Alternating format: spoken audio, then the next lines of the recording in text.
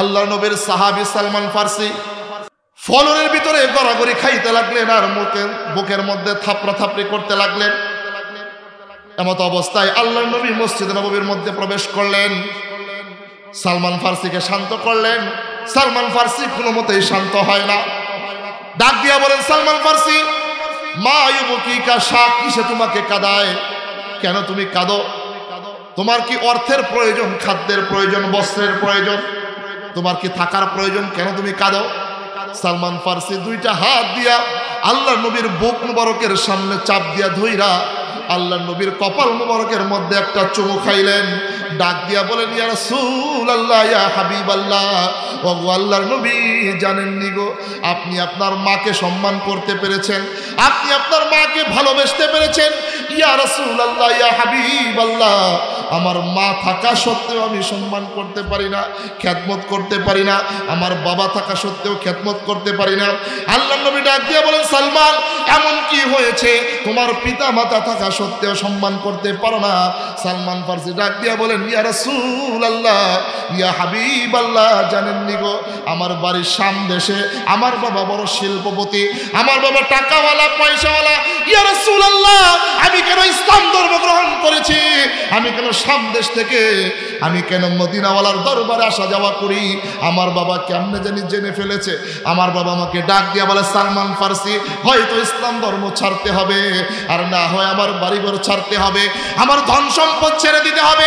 যদি ইসলাম ধর্ম ত্যাগ না করো, মুহূর্তের ভিতরেই তোমাকে ত্যায্যপুত্র করে দিব, মুহূর্তের ভিতরেই তোমাকে আমার বাড়িঘর থেকে বের করে দিব। ইয়া রাসূলুল্লাহ, আমার বাবা আমাকে যেইভাবে এই ঘোষণা দিয়েছে, আমি আমার বাবাকে বলেছিলাম, ওরে বাবা, শুধু তোমার ধন সম্পদ কেন, তোমার বাড়িঘর কেন, তাম দুনিয়া যদি ছেড়ে দিতে হয়, একটা মুহূর্তের জন্য রাসূলের দরবার ছাড়তে আমি সালমান ফার্সি রাজি নই। আল্লাহর নবী যেই মাত্র এই কথা বলেছি, আমার বাবার ডান পায়ের মধ্যে পাজরে যত শক্তি আছে সমস্ত শক্তি প্রয়োগ করে আমার বুকের মধ্যে একটা লাথি মেরেছে। ইয়া রাসূলুল্লাহ, সহ্য করতে পারি নাই। লাথি মারার সঙ্গে সঙ্গে দাঁড়ানো থেকে বসে গিয়েছি, বাবার ডান পাজরটা ধরে বললাম, বাবা, ছেলে হিসাবে যদি অন্যায় করে থাকি, অপরাধ করে থাকি, মাফ করে দাও। ওরে বাবা, শুধু লাথি নয়, একবার দুইবার নয়, শতবার লাথি দেওয়ার যোগ্যতা, অধিকার তোমার রয়েছে বাবা হিসাবে। কিন্তু বাবা, এই কথা বইল না, আমি ইসলাম ধর্ম ছাড়তে পারবো না। ইয়া রাসূলুল্লাহ, বিশ্বাস করেন গো, আমি আমার ডান পাওটা, বাবার ডান পাওটা ধরে বলেছি, আমি ইসলাম ধর্ম ছাড়তে পারবো না। যেই মাত্র এই কথা বলেছি, বাবা বাম পাও দিয়ে আমার কাঁধের মধ্যে আর একটা লাথি মেরেছে। ইয়া রাসূলুল্লাহ, আমি আর বসা থেকে সহ্য করতে পারি নাই, মাটির মধ্যে শুয়ে গিয়েছি। ইয়া রাসূলুল্লাহ, বাবা দুইটা লাথি মেরে ঘর থেকে বের করে দিয়েছে, আর সহ্য করতে পারি নাই। হযরত সালমান ফার্সি রাদিয়াল্লাহু তাআলা আনহু ইসলাম ধর্ম গ্রহণ করতে গিয়া মা ছাড়ছেন, বাবা ছাড়ছেন, স্ত্রী ছাড়ছেন, সম্পদ সব কিছু ছেড়ে দিয়েছেন। অদস্তা, ও যুবক ভাইরা, আজকে কি তোমরা প্রত্যয় গ্রহণ করতে পারো না? আল্লাহর নবীর সাহাবী যদি আল্লাহর নবীর জন্য সব কিছু ছেড়ে দিতে পারে, তাহলে তুমি আর আমি কি হয়ে গেছি দোস্ত? এই দুনিয়া কয়দিনের? আল্লাহর নবী বলেন, আফসুস সালাম, বেশি বেশি সালামের প্রচলন ঘটাও। ও আতঈমুত তুআম, মানুষকে মেহমানদারি করাও। সল্লু ফিল লাইলি ওয়ান নাসু নিয়াম, মানুষ যখন ঘুমের ঘরে বিভোর থাকে, তুমি তখন তাহাজ্জুদে দাঁড়িয়ে যাও। ইয়াদখুলুনাল জান্নাতা দারুস সালাম, যে সমস্ত উম্মত এই তিন কাজ করবে, হাসরের ময়দানে নির্দ্বিধায় আরামে নিশ্চিন্তে আল্লাহর তৈরি জান্নাতে যাবে। আর একটু জোরে বলেন না সুবহানাল্লাহ। আমার সময় শেষ, তাফসীরও করতে পারলাম না, কিছু করতে পারলাম না। মোহতারাম আমার বড় ভাই, অত্যন্ত শ্রদ্ধাভাজন বড় ভাই, এই ওয়াজের জগতে আমার যার সাথে, যত আলোচকের সাথে আমার সম্পর্ক আছে, আমার মনে হয়, বিশেষ করে আমার মনে হয়, আমার বড় ভাই হযরতুল আল্লাহ মুফতি রাফি বিন মুনির হাফিজাহুল্লাহ দামাত বারাকাতুহুম বারাকাল্লাহু ফি হায়াতি, আমাকে নিজের ছোট ভাইয়ের চাইতে বেশি মহব্বত করেন, ভালোবাসেন। যখনই যেই কোনো অবস্থায়, যেই কোনো মুহূর্তে, রাত্রে 3টা বাজেও যদি আমি নক দেই, সঙ্গে সঙ্গে সাড়া দেয়। এটা বাংলাদেশের আর কোনো আলোচক এইভাবে সাড়া দেয় না। এই জন্য আমি আমার বড় ভাইয়ের জন্য প্রাণ খুলে মন উজাড় করে দোয়া করি, আল্লাহ তাআলা আমার মাথায় যতগুলো চুল দিয়েছে, আল্লাহ তাআলা তত দিন তার হায়াত বৃদ্ধি করে দেন।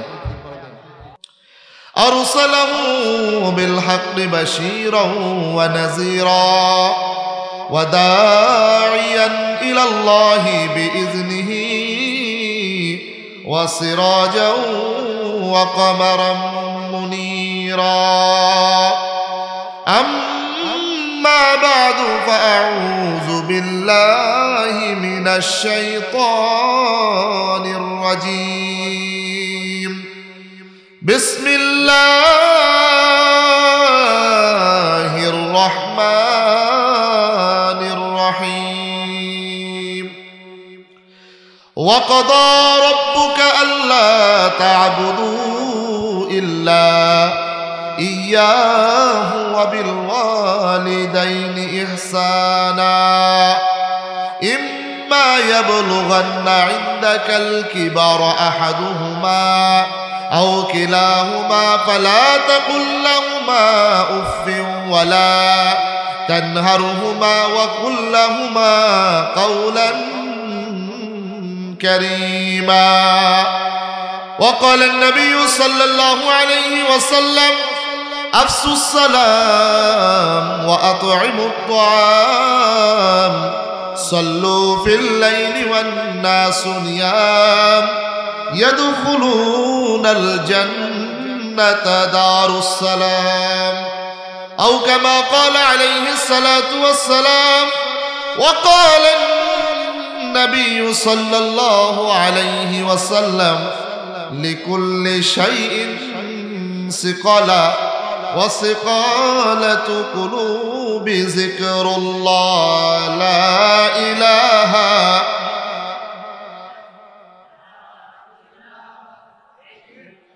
একটা জবান বন্ধ রাখবেন না, প্রত্যেকটা জবান খুলে খুলে বলুন লা ইলাহা। হয় না জোরে।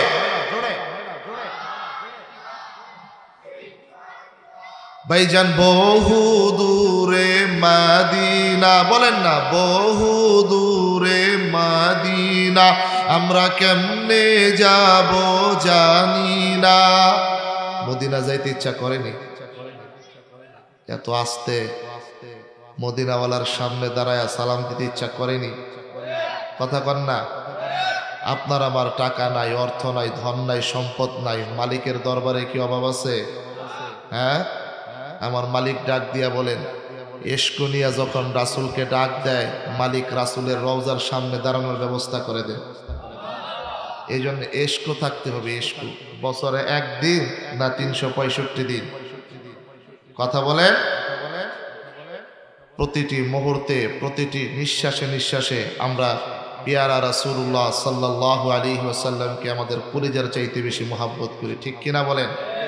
আমাদের আশেপাশে ডানে বায়ে আমরা হয়তো নামাজের সময় নামাজ পড়ি না, রোজার সময় রোজা রাখি না, জাকাতের সময় জাকাত দেই না, আমরা হতে পারে দাঁড়ায় দাঁড়ায় পেশাব করি, হতে পারে পিতামাতার কথা ঠিকঠাক মতো মানি না, হতে পারে সমাজের মুসলমানদেরকে সালাম কালাম দেই না, হতে পারে মুরব্বীদেরকে সম্মান করি না, কিন্তু আমার রাসূলের বিরুদ্ধে যে জবান খোলে তার জবান ছিঁড়তে আমরা এক মুহূর্তের জন্য দেরি করি না। এত আস্তে কইলেন কে? হ্যাঁ, আওয়ামী লীগ করেন, বিএনপি করেন, জাসদ বাসদ পেরাসদ যা মনে চাই তা করেন, মাগার আমার নবীর বিরুদ্ধে যে কথা বলবে তাকে জাগার মধ্যে পুইত্তা ফালাইতে কারা কারা রাজি আছেন? মালিককে 2 হাত তুলে দেখেতেন। এতগুলা যুবক একটাও নারে তাকবীর দিল না। এর লেগে তো হারবালের ব্যবসা এখন বাংলাদেশের ভিতরে কঠিন ভাবে বেড়েছে। কথা কোন ঠিক কিনা? হ্যাঁ, বিয়া করাই দেয়, 3 মাস পরে বাইর যায়, মার কাছে কয় না, দাদির কাছে কয়। দাদি কয় কি এই পোলার সংসার করতাম না? কয় কে? বিয়া করার আগে শীতের মৌসুমে ল্যাব আর কম্বলের তলে ডুইকা জাকা নাকা দেখা সব শেষ, এখন আর কিচ্ছু নাই। কথা কোন ঠিক কিনা? দৌড়াই গিয়া হারবালের মধ্যে। এখনকার যুবক যদি ঠিক হয়ে যায়, ওমর ইবনুল খাত্তাবের মতো যদি কাবার চত্বরে দাঁড়ায়া ওই ওমরের মতো যদি একটা ভাষণ দেয়, বাংলার জমিন থেকে নাস্তিক আর মুরতাদ দাদার দেশে পলায়ন করতে দেরি করবে না, ঠিক কিনা বলেন? এই জন্য যেই সমাজে যেই এলাকায় যুবকরা ঠিক হয়ে যাবে, ওই সমাজে চুরি ডাকাতি রাহাজানি ব্যভিচার ছিনতাই মারামারি কাটাকাটি ঝগড়া বিবাদ সব কিছু দূর হয়ে যাবে, ঠিক কিনা বলেন? এই জন্য মদিনাওয়ালার প্রেম কলিজার ভিতরে রাখবেন, কলিজার ভিতরে। ভাইজান বহু দূরে মাদিনা, বলেন না বহু দূরে, আমরা কেমনে যাব জানি না, বলেন না বহু দূরে, আমরা কেমনে যাব জানি না। দয়া করো দয়ার আল্লাহ, দয়া করো দয়ার আল্লাহ, পুরাও মনের বাসনা, লা ইলাহা, হয় না জোরে?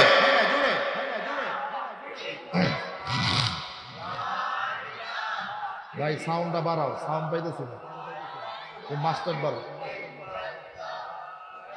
হ্যাঁ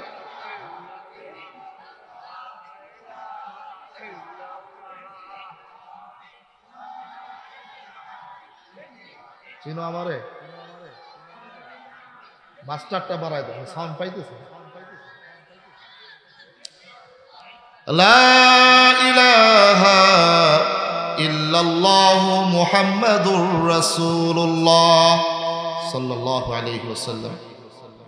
বাঙ্গিরচর কবরবাসীদের মাগফিরাত কামনায় যুব সমাজের উদ্যোগে ৬ষ্ঠ বার্ষিক ওয়াজ ওয়াদওয়ার মাহফিলের সম্মানিত সভাপতি, প্রধান অতিথি, বিশেষ অতিথি, প্রধান আকর্ষণ, প্রধান বক্তা, প্রধান মেহমান, আমন্ত্রিত উলামায়ে কেরাম, মঞ্চে উপবিষ্ট যুগের শ্রেষ্ঠ সন্তান উলামায়ে কেরাম, তলাবায়ে আযম, আমার সামনে উপস্থিত আমার অতি কাছের, অতি নিকটের, অতি মুহাব্বতের, যাদেরকে ভালোবাসি, মোহাব্বত করি, কাছে ডাকি, কাছে টানি, পরামর্শ দেই, পরামর্শ নেই, আগামী দিনের সিফাহ সালার সালাহউদ্দিন আইয়ুবী রহিমাহুল্লাহর উত্তরসূরি, আমার প্রাণের স্পন্দন, আমার যুবক ভাইয়েরা, অত্র অঞ্চল সহ আগত অঞ্চল থেকে আগত মুরব্বিবাজিরা, পর্দার অন্তরালে আবেদা সালিহা জাকিয়া, আমার মা ও বোনেরা, আসুন মহান রব্বে কারীমের দরবারে লক্ষ কোটি শুকর আদায় করি যে আল্লাহ রব্বুল আলামিন করোনার প্রাককালে পৃথিবীর মানচিত্র থেকে 10 লক্ষ মানুষকে জমিনের উপর থেকে জমিনের নিচে শুয়ে দেওয়ার পরেও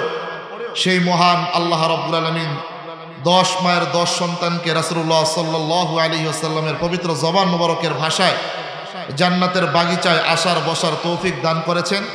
সেই মহামনিবের দরবারে অন্তরস্থল থেকে সবটুকুন ভালোবাসা উজাড় করে সমস্বরে দিল থেকে একবার শুকরিয়া আদায় করি, সকলে বলি আলহামদুলিল্লাহ। আর একটু জোরে বলি আলহামদুলিল্লাহ।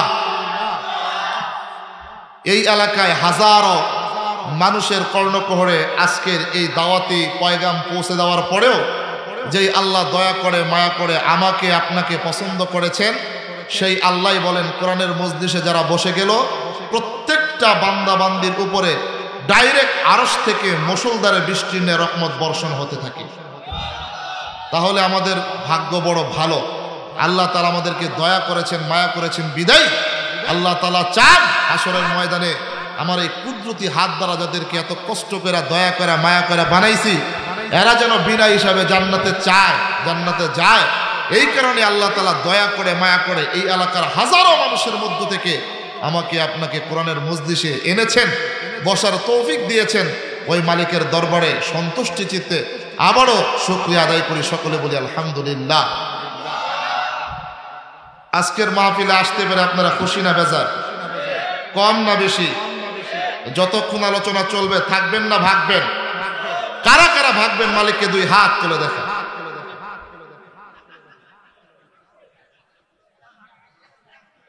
আপনি তো যাইবেন না, আমি জানি আপনি দাঁত তুলে যাবেন, এটাই সত্য, কেউই থাকবে না, ঠিক কিনা বলেন?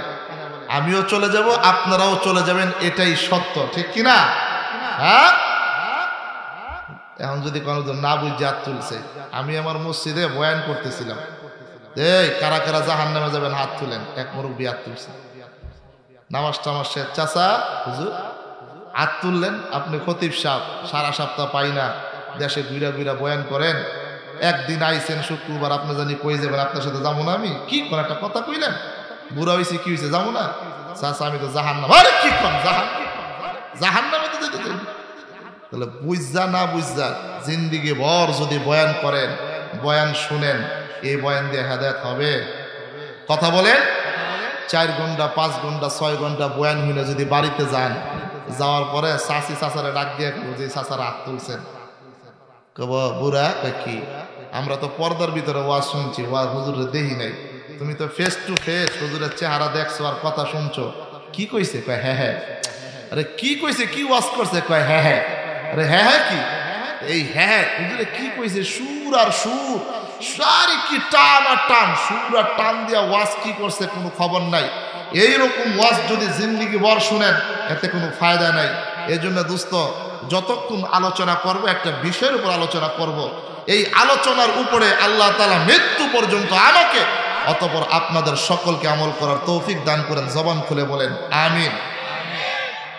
ওই গাজীপুরে বয়ান করতেছিলাম, কোনপো কথা কন না, গাজীপুরে বয়ান করতেছিলাম। আপনারা যেমন খেয়ারের উপরে বইছেন, এরাও খেয়ারের উপরে বইছে। আমার একটা তবিয়ত হইল, কেউ উঠা বসা করলে আমার বয়ান চলে না। আর আরেকটা তবিয়ত হইল, আমরা ওই 1 দিন বা 2 দিন বা সপ্তাহে 1 দিন 2 দিন কথা বলি না। প্রত্যেক দিন আল্লাহ তাআলা রহমতে আর আপনাদের দোয়ায়, পিতামাতা এরপরে মুরব্বীদের দোয়ায় প্রত্যেক দিন কথা বলি। তো আমরা যদি মাইক খারাপ হয় তাহলে এখানেই যদি নষ্ট করে দিই, আগামীকালকে গোপালগঞ্জে কাশিয়ানি প্রোগ্রাম, সেখানে কি করব? তো মাইক আমি কমিটিকে আগেই বলেছিলাম, মাইক এমনভাবে ফিট করবেন যাতে করে বক্তার আওয়াজ, মুখের আওয়াজ বক্তার কানে আসে। এটা সহজ পদ্ধতি। পিছনে 2টা মাইক যদি ফিট করে দেওয়া হয়, বাস এনাফ। আপনার বক্সও লাগে না, মনিটরও লাগে না, কিচ্ছুই লাগে না। পিছনে 2টা যদি হরেন দিয়ে দেয়, বাস এনাফ। যা আলোচনা করছি, যা বলছি আমার কানে আসবে, আমার আর কষ্ট হবে না। শক্তি প্রয়োগ করে ভিতর থেকে চাপ দিয়ে আলোচনা করতে হবে না। আমি এখানে আওয়াজ পাচ্ছি কিন্তু পরিপূর্ণ পাচ্ছি না, যেটা আমার দরকার সাউন্ড সেটা আমি পাচ্ছি না। ওনাকে বারবার বলছি, উনি আমার কাছে চোখ রাঙ্গিয়ে আমার দিকে তাকাইছে, রক্ত চক্ষু করে, ওনাকে আমি ভয় পাইছি মনে করছে। যাই হোক, ওনাকে রিকোয়েস্ট করব, যেহেতু আপনি কালা মুখ করে চোখ রাঙ্গিয়ে আমার সামনে তাকিয়েছেন, ওলামায়ে কেরামের দিকে তাকিয়েছেন, হতে পারে এটা রাসূলের উম্মত যদি না হইতেন, হযরতে মূসা ঈসার উম্মত যদি হইতেন, চোখ সাথে সাথে অন্ধ হয়ে যেত। কারণ মেরাজের রজনীতে আল্লাহ তাআলার সাথে আল্লাহ রাসূল ওয়াদাবদ্ধ করেছেন যে আল্লাহ আমার উম্মত চলে যাওয়ার পরে যত অন্যায় অপরাধ করে আপনি তাদেরকে সমূলে ধ্বংস করে দিয়েন না। আল্লাহ তাআলা কসম কাটছেন যে না হাবিব, আপনি চলে যাওয়ার পরে আপনার উম্মত যত অপরাধ করো, যত অন্যায় করো, আমি তাদেরকে সমূলে ধ্বংস করে দিব না। এই জন্য মোহতারাম হাজিরিন, অপারেটর ভাইকে বলবো যদি পারেন সাউন্ড আমার কানে দেন, বাস এনাফ। আমি মেহমান, এখান থেকে আমি চলে যাব, এখানে আমি সর্বক্ষণ থাকবো না। আমার পরে যিনি আসছেন, উনি শুধু বাংলাদেশে নয়, আন্তর্জাতিক, মানে বাংলা এবং বাহিরে আন্তর্জাতিক ইসলামিক স্কলার। উনি রোজারিদের পরে নিউ ইয়র্কে যাবেন আলোচনা করতে। এই জন্যে আমরা আপনাদের কাছে বেশি কিছু চাই না। আমরা চাই যেহেতু আসছি 2-4টা আলোচনা করে আল্লাহ তাআলা আমলের নিয়তে যেহেতু আমাদেরকে আলোচনা করেন, সেই দিক থেকেই আমরা আসছি, আর কিছু না। যাই হোক, যেটা বলতেছিলাম, তো ওইখানে আমি বলছিলাম যে কোনো চাচা, কোনো যুবক বৃদ্ধ যদি উঠে তাহলে তার লুঙ্গি টাইনা ধরবা। পলেস্টার লুঙ্গি চিনেন? কথা কর নাকি? পলেস্টার লুঙ্গি চিনেন? এক চাচাই উঠছে, ওই যে আপনারা যে হাত তুলছেন, চাচাই ভালো করে বুঝে নাই, তো চাচাই উঠছে, লুঙ্গি পরা ছিল পলেস্টার লুঙ্গি। তো প্রত্যেক মজমায় বা প্রত্যেক এলাকায় দেখবেন টেন্ডুল মার্কা কিছু পোলাবাইন থাকে। কথা কয় নাকি? আপনারা কি বোবানি? আমার কথা বুঝেন না? থাকে না? তো বুড়াই উঠছে, পলেস্টার লুঙ্গি পরে, টেন্ডুল মার্কা পোলায়। তো হুজুরে কইছে কেউ উঠলে লুঙ্গি টান দিতে, লুঙ্গি দিছে টান। পাঞ্জাবি যদি না থাকতো, সদরঘাটে কয়টা লঞ্চ আর কয়টা নৌকা সবাই দেখতো। এই অবস্থা দেখা আরেক বুড়াই উড়ে না। 2 ঘন্টা 3 ঘন্টা 3.5 ঘন্টা পেশাব আটকে রাখতে পারে না, উঠলেই তো লুঙ্গি টান দিব। এখনকার যুগে নাই। আমরা দেখছি আমাদের চাচা দাদারা পড়ছে নৌকা মার্কা জুতা আছে, একটা আছে না, একটা নৌকা মার্কা জুতা, হ্যাঁ, লাল কালা, কালো কালার, লাল কালার। তো চাচারা ছিল আবার লাল কালার জুতা। 2.5 ঘন্টা 3 ঘন্টার পেশাব, বাবা বুঝেন না স্পিরিট কেমন। খেয়ারের তলে ওই পলেস্টার লুঙ্গির ভিতরে নৌকা মার্কা জুতা ঢুকাই দিছে, স্পিরিট 2.5 ঘন্টার পেশাব রে বাবা। তো টেন্ডুল মার্কা চাচা কথা কইতে 2.5 ঘন্টা। হ্যাঁ বাজার, যদি কারো ডায়াবেটিসের সমস্যা, প্রেশারের সমস্যা, বাদের সমস্যা, এই জাতীয় যদি কারো সমস্যা হয়, এদের জন্য ছুটি, কোনো সমস্যা নাই, পেশাব পায়খানা করে চলে আসবেন ইনশাল্লাহ। এছাড়া কেউ উঠা বসা করবে না। কারা কারা ওয়াদা দিবেন মালিকের দরবারে? 2টা হাত তুলে দেখান তো। লিল্লাহে তাকবীর, লিল্লাহে তাকবীর। রাজি আছেন তো ইনশাল্লাহ? ওরা হলো দেশের লাগি মহামারীর মতন, ফাইলে কলম ঠেকাইয়া করে ওরা নির্যাতন। বুঝছেন ওরা কারা? বুঝছেন নি ওরা কারা? হ্যাঁ, ওরা হলো দেশের লাগি মহামারীর মতন, ফাইলে কলম ঠেকাইয়া করে ওরা নির্যাতন। ঘুষের টাকায় ওদের ভুরি, ঘুষের টাকায় ওদের ভুরি করে যে টান টান। ওরা শিক্ষিত শয়তান, ওরা শিক্ষিত শয়তান। কথা কোন ঠিক কিনা? শিক্ষা ব্যবস্থা আজকে কি হয়ে গেছে!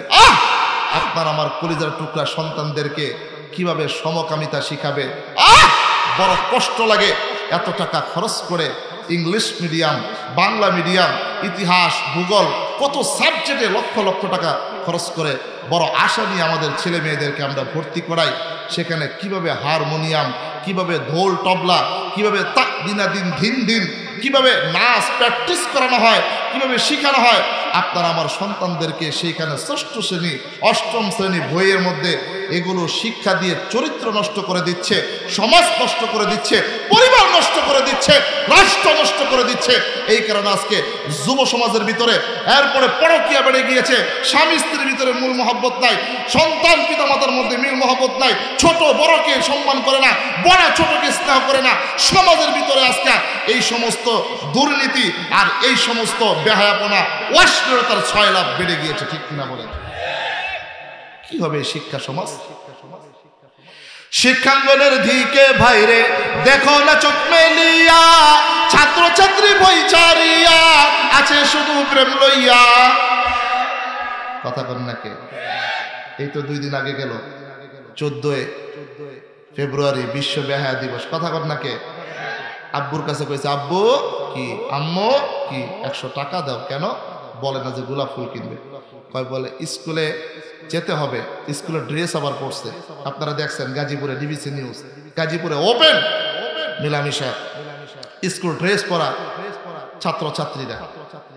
বাস 100 টাকা মাও সরল মনে দিয়ে দিয়েছে, বাবাও সরল মনে দিয়ে দিয়েছে। বাসে 50 টাকা দিয়ে একটা গোলাপ ফুল আর 25 টাকা রিক্সা ভাড়া, ডাইরেক্ট চলে গেছে তার প্রেমিকার কাছে, মাসুকের কাছে। বাস যা হওয়ার হয়েছে, 3 মাস ওয়েট করো, 2 মাস ওয়েট করো, এরপরে বমি করা আরম্ভ হয়ে যাবে। কথা কন না কে? বাস্তব কিছু ওয়াজ শুনে যান। সারা জীবন তো আসমানের উপর আর জমিনের নিচের ওয়াজ শুনছেন, বাস্তব ওয়াজ শুনে যান। এই জন্য দোস্ত, পিতামাতাদেরকে বলবো, বর্তমান সমাজ যেমন কঠোর, আপনাদেরকেও কঠোর হতে হবে সন্তানদের সুচরিত্রবান উপলক্ষে। আপনাদের এত সরল মনে হলে হবে না। এই জন্য আমি আমাদের পিতামাতা যারা আছে এদেরকে বলবো, দোস্ত আপনি আপনার সন্তানকে doctor, engineer, barrister, RAB, army, সেনাবাহিনী যা মনে চাই তা বানান। সব কিছু বানানোর পূর্বে যখন আপনার আমার সন্তান ছোট্টবেলায় আব্বু আম্মু বলা শিখবে, কথা বলা শিখবে, ঠিক তখনই আপনি মক্তবে পাঠায় দেন, মাদ্রাসায় পাঠায় দেন, প্রয়োজনে একজন মাদ্রাসার উস্তাদ রেখে দেন, ওলামায়ে কেরামের সংস্পর্শে পাঠায় দেন, 3 দিন 10 দিন 40 দিনের চিল্লায় পাঠায় দেন, চরমনার ময়দানে পাঠায় দেন, ইস্তেমার ময়দানে পাঠায় দেন, উজানির ময়দানে পাঠায় দেন, যেইখানে মনে চায় সেইখানে পাঠায় দেন। ছোট্টবেলায় কোরআনের মালা গলার মধ্যে পাঠায়, গলার মধ্যে লাগায় দেন। গলার মধ্যে লাগায়া আপনার আমার কলিজার টুকরা সন্তান হাই স্কুলে যাবে, প্রাইমারিতে যাবে, স্কুলে যাবে, ভার্সিটিতে যাবে, কলেজে যাবে, ডাক্তার, ইঞ্জিনিয়ার, ব্যারিস্টার হবে। খোদার কসম করে বলি, যা মনে চায় তা হবে। এই সন্তান কখনো জানোয়ার হবে না, আনর রূপান্তরিত হবে। ঠিক কিনা বলে? আর এখন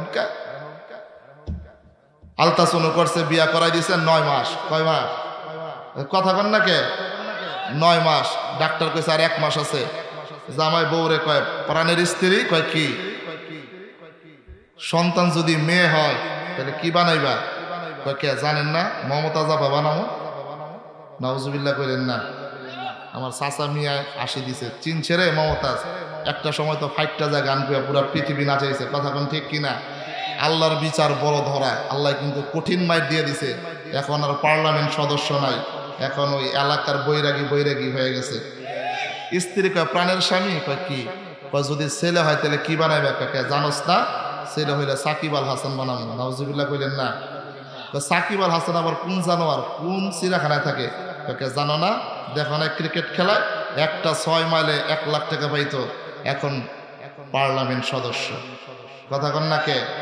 এরপরে দেখবেন আপনার আমার সন্তান ছোট্টবেলায় 5 বছর বয়স যখন হয়, আব্বু আম্মু বলা শিখছে, সুন্দর। সে তো 6টা থেকে 9টা ডিউটি করে, বউরে ওরা পাঠাই দিছে কেজি স্কুলে, কথা কন না কে, নার্সারিতে। দেখবেন নার্সারিতে যাওয়ার পরে ম্যাডামেরা, উস্তাদেরা, শিক্ষকরা কত সুন্দর করে আপনার আমার কলিজার টুকরা সন্তানকে শিক্ষা দিচ্ছে। ওই দেখা যায় তাল গাছ, ওই আমাদের গা, ওইখানেতে বাস করে কানাবুগির চা। আপনাকে শিখায় না, আমারে শিখাইছে। আমি কইতেছি আতা গাছের তুতা পাখি, টালিম গাছের মৌ, এত ডাকি তবু কথা কও না কেন বউ। হাট্টিমা টিম টিম টিম, তারা মাঠে পারে টিম, তাদের খারাপ দুটো সিং তারা হাট্টিমা টিম টিম। নাউজুবিল্লাহ বললেন না? আচ্ছা মুরব্বীরা বলেন তো, হাট্টিমা টিম বলতে কোনো পশু দেখছেন? কত জোরে কয়েন।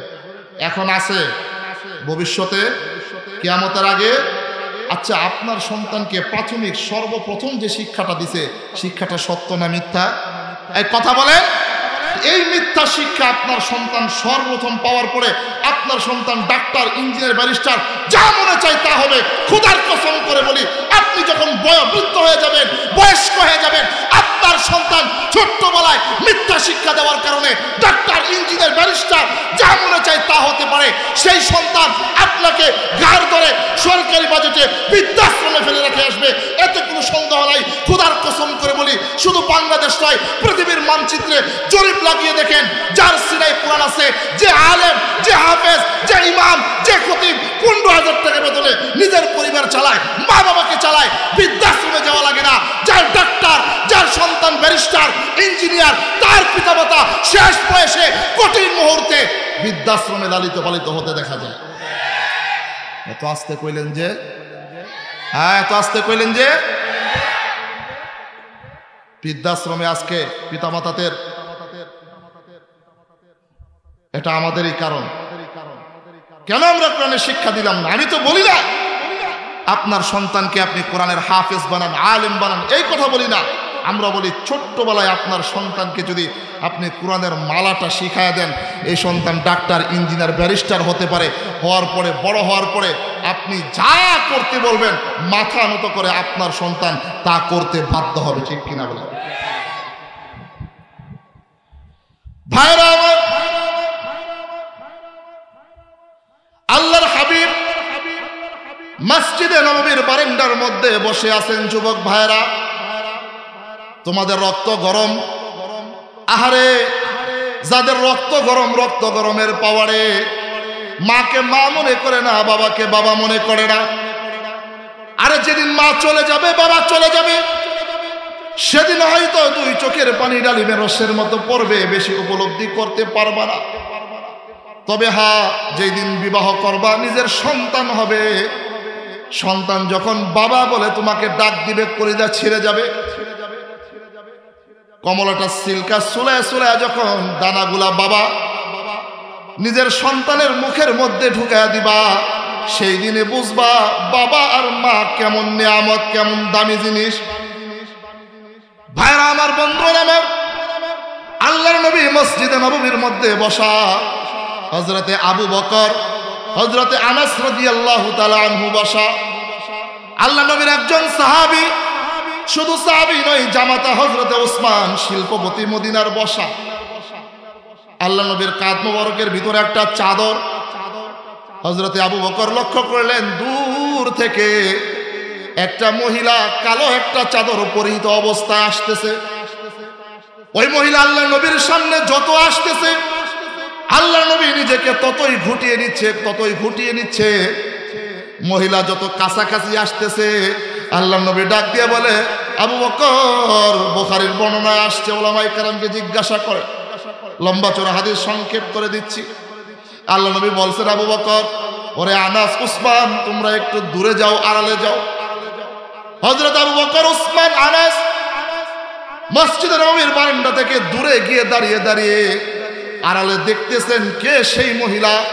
আর এই মহিলার আসার কারণ দেখে আল্লাহর নবী নিজেকে কেন ঘুটিয়ে রেখেছেন।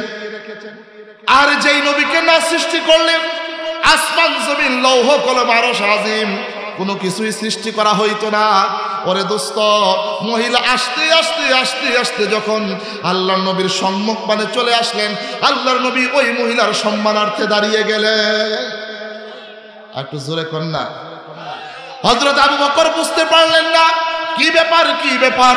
আল্লাহর নবী নিজে দাঁড়িয়ে গিয়েছেন, কোন সে মহিলা, এই মহিলা কোত্থেকে আসলো। শুধু তাই নয় ভাইরা আমার, বন্ধুরা আমার, ও আমার যুবক ভাইরা, আল্লাহর নবী দাঁড়ায় গেছেন, কাঁধ মুবারকের মধ্যে একটা চাদর মুবারক আছে, চাদর মুবারকটা বিছায়া দিলেন। হযরত আবু বকর দূর থেকে লক্ষ্য করতেছে আল্লাহর নবী কি খেলা জমাইছে মহিলার সাথে।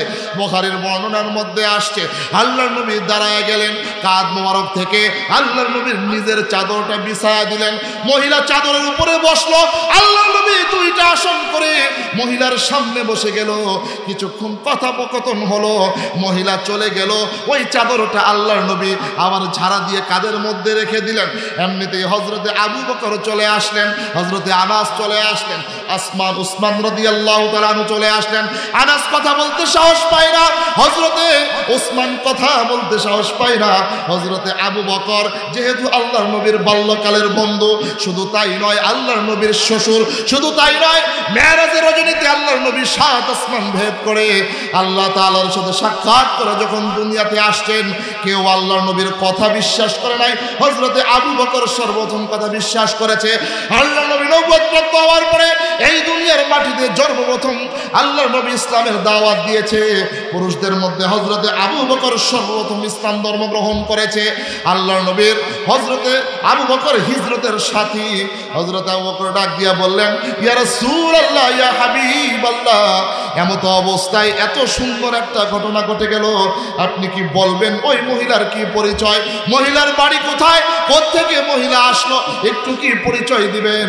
আল্লাহর নবী ডাক দিয়া বলেন, আবু বকর, তুমি কি চিনলে না, তুমি কি জানলে না, যদি ওই মহিলা আমাকে 10 মাস 10 দিন গর্ভধারণ করে নাই, যদিও মহিলা আমাকে প্রসব যন্ত্রণা সহ্য করে এই দুনিয়ার আলো বাতাস দেখায় নাই, কিন্তু আবু বকর এই মহিলা দুইটা হাত দিয়ে আমাকে কোলে নিয়া এই মহিলা আমাকে দুধ পান করাইছে। এই মহিলার নাম হলো হযরতে হালিমাতুস সাদিয়া রাদিয়াল্লাহু তাআলা আনহা। উনি আমার ধাত্রী মা হন। আমার মার সম্মানার্থে আমি সাইয়্যিদুল মুরসালিন জনাবে মুহাম্মদুর রাসূলুল্লাহ সাল্লাল্লাহু আলাইহি ওয়াসাল্লাম দাঁড়িয়ে গিয়েছি। আর কি ওয়াজ শুনবে না? যে নবী জন্মদাতা মাকে নয়, দাত্রী মা, দুধ মা হালিমাকে এত সম্মান দেখাইছে। আর যুবক, তুমি আর আমি রক্ত গরম আজকে মার সাথে কেমন আচরণ করি। যেদিন এই মা থাকবে না, যেদিন এই বাবা থাকবে না, সেদিনই বুঝবা। এই জন্য দোস্ত যুবক ভাইদেরকে বলি, হুজুর খালি হুজুরদের কাছে গিয়ে বলেন, পীর সাহেবদের কাছে গিয়ে বলেন, কষ্ট লাগে। নেতার সামনে যেমন ভাবে দাঁড়ায় থাকে, প্রশাসনের একজন ওসির সামনে যুব সমাজ যেভাবে দাঁড়িয়ে থাকে, পিতামাতার সামনে যদি এইভাবে দাঁড়িয়ে থাকতো, জান্নাতের সার্টিফিকেট নিয়ে তার কবর হইল। এই জন্য বলে দোস্ত যুবক ভাইরা, যাদের পিতামাতা আছে, হুমা জান্নাতুকা ওয়া নারুকা, তাদের ঘরে জান্নাত রয়েছে। এই জান্নাত আমাকে কামাই করতে হবে। কেমনে?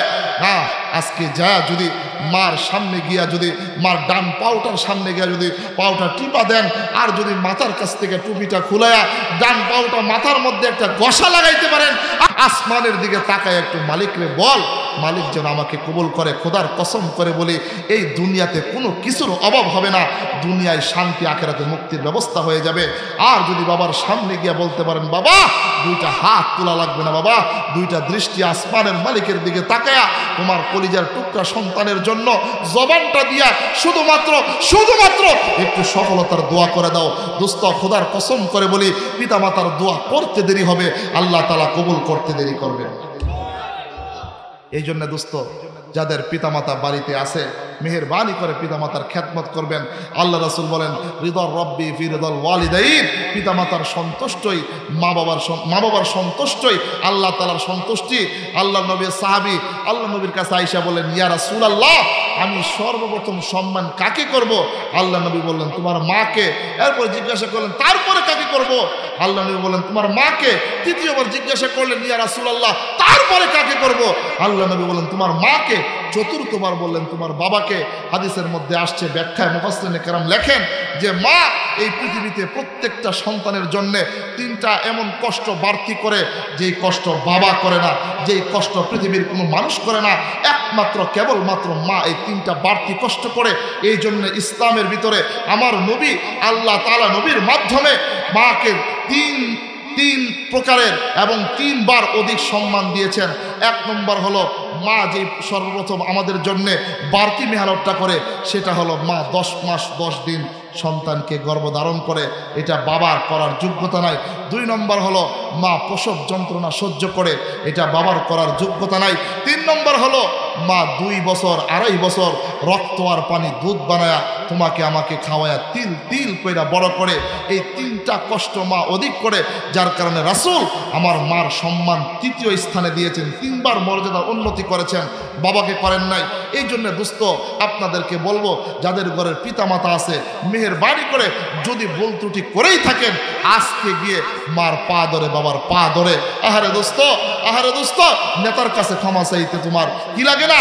লজ্জা লাগে না?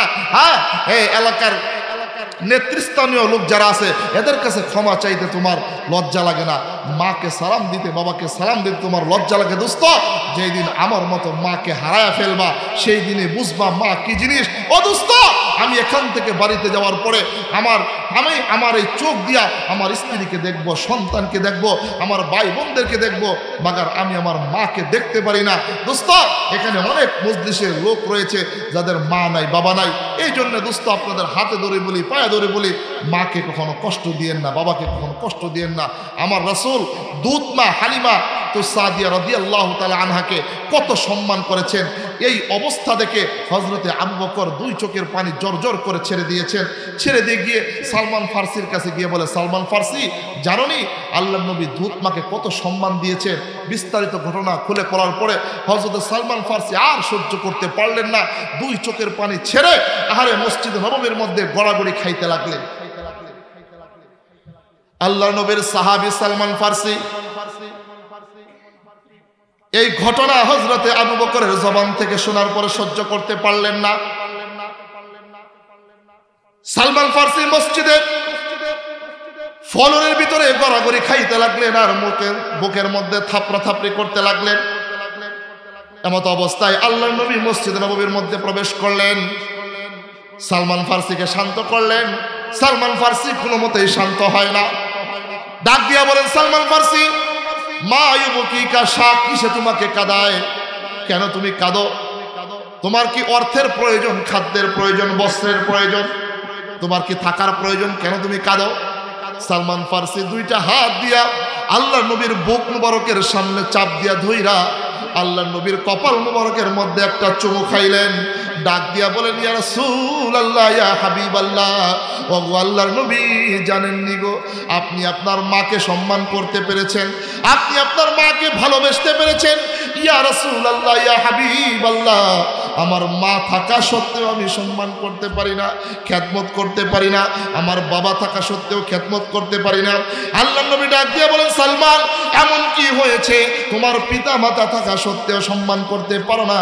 সালমান ফার্সি ডাক দিয়া বলেন, ইয়া রাসূলুল্লাহ, ইয়া হাবিবাল্লাহ, জানেননি গো, আমার বাড়ির সামদেশে আমার বাবা বড় শিল্পপতি, আমার বাবা টাকাওয়ালা, পয়সাওয়ালা। ইয়া রাসূলুল্লাহ, আমি কেন ইসলাম ধর্ম গ্রহণ করেছি? আমি কেন সামদেশ থেকে, আমি কেন মদিনাওয়ালার দরবারে আসা যাওয়া করি? আমার বাবা কেমনে জানি জেনে ফেলেছে। আমার বাবা আমাকে ডাক দিয়া বলে, সালমান ফার্সি, হয়তো ইসলাম ধর্ম ছাড়তে হবে, আর না হয় আমার বাড়িঘর ছাড়তে হবে, আমার ধন সম্পদ ছেড়ে দিতে হবে। যদি ইসলাম ধর্ম ত্যাগ না করো, মুহূর্তের ভিতরেই তোমাকে ত্যায্যপুত্র করে দিব, মুহূর্তের ভিতরেই তোমাকে আমার বাড়িঘর থেকে বের করে দিব। ইয়া রাসূলুল্লাহ, আমার বাবা আমাকে যেইভাবে এই ঘোষণা দিয়েছে, আমি আমার বাবাকে বলেছিলাম, ওরে বাবা, শুধু তোমার ধন সম্পদ কেন, তোমার বাড়িঘর কেন, তাম দুনিয়া যদি ছেড়ে দিতে হয়, একটা মুহূর্তের জন্য রাসূলের দরবার ছাড়তে আমি সালমান ফার্সি রাজি নই। আল্লাহর নবী যেই মাত্র এই কথা বলেছি, আমার বাবার ডান পায়ের মধ্যে পাজরে যত শক্তি আছে সমস্ত শক্তি প্রয়োগ করে আমার বুকের মধ্যে একটা লাথি মেরেছে। ইয়া রাসূলুল্লাহ, সহ্য করতে পারি নাই। লাথি মারার সঙ্গে সঙ্গে দাঁড়ানো থেকে বসে গিয়েছি, বাবার ডান পাজরটা ধরে বললাম, বাবা, ছেলে হিসাবে যদি অন্যায় করে থাকি, অপরাধ করে থাকি, মাফ করে দাও। ওরে বাবা, শুধু লাথি নয়, একবার দুইবার নয়, শতবার লাথি দেওয়ার যোগ্যতা অধিকার তোমার রয়েছে বাবা হিসাবে। কিন্তু বাবা, এই কথা বইল না, আমি ইসলাম ধর্ম ছাড়তে পারবো না। ইয়া রাসূলুল্লাহ, বিশ্বাস করেন গো, আমি আমার বাবার ডান পাওটা ধরে বলেছি আমি ইসলাম ধর্ম ছাড়তে পারবো না। যেই মাত্র এই কথা বলেছি, বাবা বাম পাও দিয়ে আমার কাঁধের মধ্যে আর একটা লাথি মেরেছে। ইয়া রাসূলুল্লাহ, আমি আর বসা থেকে সহ্য করতে পারি নাই, মাটির মধ্যে শুয়ে গিয়েছি। ইয়া রাসূলুল্লাহ, বাবা দুইটা লাথি মেরে ঘর থেকে বের করে দিয়েছে, আর সহ্য করতে পারি নাই। হযরত সালমান ফারসি রাদিয়াল্লাহু তাআলা আনহু ইসলাম ধর্ম গ্রহণ করতে গিয়া মা ছাড়ছেন, বাবা ছাড়ছেন, স্ত্রী ছাড়ছেন, সম্পদ সবকিছু ছেড়ে দিয়েছেন। অদোস্ত, ও যুবক ভাইরা, আজকে কি তোমরা প্রত্যয় গ্রহণ করতে পারো না? আল্লাহর নবীর সাহাবী যদি আল্লাহর নবীর জন্য সব কিছু ছেড়ে দিতে পারে, তাহলে তুমি আর আমি কি হয়ে গেছি দোস্ত? এই দুনিয়া কয়দিনের? আল্লাহর নবী বলেন, আফসুস সালাম, বেশি বেশি সালামের প্রচলন ঘটাও। ও আতঈমুত তুআম, মানুষকে মেহমানদারি করাও। সল্লু ফিল লাইলি ওয়ান নাসু নিয়াম, মানুষ যখন ঘুমের ঘরে বিভোর থাকে তুমি তখন তাহাজ্জুদে দাঁড়িয়ে যাও। ইয়াদখুলুনাল জান্নাতা দারুস সালাম, যে সমস্ত উম্মত এই তিন কাজ করবে হাসরের ময়দানে নির্দ্বিধায় আরামে নিশ্চিন্তে আল্লাহর তৈরি জান্নাতে যাবে। আর একটু জোরে বলেন না সুবহানাল্লাহ। আমার সময় শেষ, তাফসিরও করতে পারলাম না, কিছু করতে পারলাম না। মোহতারাম আমার বড় ভাই, অত্যন্ত শ্রদ্ধাভাজন বড় ভাই, এই ওয়াজের জগতে আমার যার সাথে যত আলোচকের সাথে আমার সম্পর্ক আছে, আমার মনে হয়, বিশেষ করে আমার মনে হয়, আমার বড় ভাই হযরতুল আল্লাহ মুফতি রাফি বিন মনির হাফিজাহুল্লাহ দামাত বারাকাতুহুম বারাকাল্লাহু ফি হায়াতি আমাকে নিজের ছোট ভাইয়ের চাইতে বেশি মহব্বত করেন, ভালোবাসেন। যখনই যেই কোনো অবস্থায় যেই কোনো মুহূর্তে রাত্রে 3টা বাজেও যদি আমি নক দেই, সঙ্গে সঙ্গে সাড়া দেয়। এটা বাংলাদেশের আর কোনো আলোচক এইভাবে সাড়া দেয় না। এই জন্য আমি আমার বড় ভাইয়ের জন্য প্রাণ খুলে মন উজাড় করে দোয়া করি, আল্লাহ তাআলা আমার মাথায় যতগুলো চুল দিয়েছে, আল্লাহ তাআলা তত দিন তার হায়াত বৃদ্ধি করে দেন। আরো জোরে কোন আমিন। দোস্ত, সর্বশেষ 3টি কথা বলে এখান থেকে বিদায় নিব। 1 নম্বরে সালামের প্রচলন সমাজের মধ্যে ঘটাবেন। আজকে কি হয়ে গেছে, ইমাম তাকায় থাকে সভাপতির দিকে, সভাপতি তাকায় থাকে ইমামের দিকে, ছোট তাকায় থাকে বড়র দিকে, বড় তাকায় থাকে ছোটর দিকে। স্বামী স্ত্রীকে সালাম দেয় না, স্ত্রী স্বামীকে সালাম দেয় না। পিতা মাতা বলে, আমার জন্মদাতা সন্তান, জন্ম আমি দিয়েছি, সে কেন আমি কেন তাকে সালাম দিব? পিতা মাতা সন্তানের দিকে তাকিয়ে থাকে, সন্তান পিতা মাতার দিকে তাকিয়ে থাকে। এই জন্য দোস্ত, সকলেই ছোট আর বড় নাই, বড় আর ছোট নাই, পদে পদে দেখায় আমরা সকলেই সমাজের ভিতরে সালামের প্রচলন ঘটাবো ইনশাল্লাহ। 2 নম্বরে, যতদিন জীবিত থাকি পিতামাতার খ্যাতমত করব, কষ্ট দিব না, পিতামাতার খ্যাতমত করে দুনিয়া থেকে বিদায় হব। 3 নম্বরে দোস্ত, কোরআনকে বন্ধু বানায়া দুনিয়া থেকে বিদায় হব। কোরআনের বিধি বিধান অনুযায়ী দুনিয়াতে আমল করতে রাজি আছি তো ইনশাল্লাহ? আল্লাহ তাআলা আমাদের সকলকে কথাগুলির উপরে আমল করার তৌফিক দান করেন। ওমা আলাইনা ইল্লাল বালাগ। আসসালামু আলাইকুম ওয়া রাহমাতুল্লাহি ওয়া বারাকাতুহু।